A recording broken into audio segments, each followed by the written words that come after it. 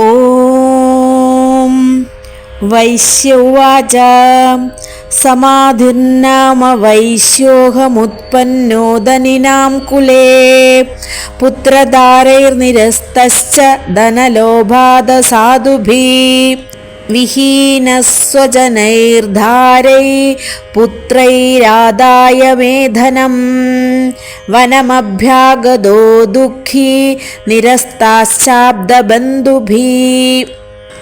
വൈശ്യൻ പറഞ്ഞു, അഹം ധനിനാം കുലേ ഉത്പന്ന, ഞാൻ ധനികരുടെ വംശത്തിൽ ജനിച്ച സമാധിർനാമ വൈശ്യഃ, സമാധി എന്നു പേരോടുകൂടിയ വൈശ്യനാകുന്നു.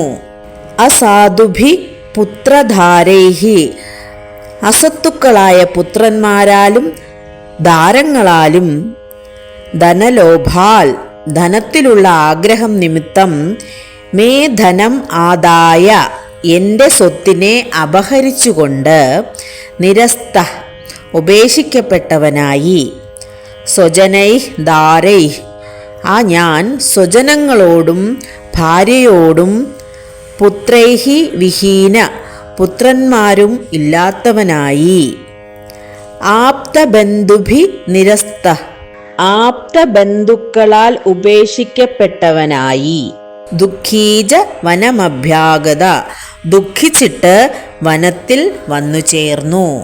ഞാൻ ധനികന്മാരുടെ വംശത്തിൽ ജനിച്ച സമാധി എന്നു പ്രസിദ്ധനായ ഒരു വൈശ്യനാകുന്നു.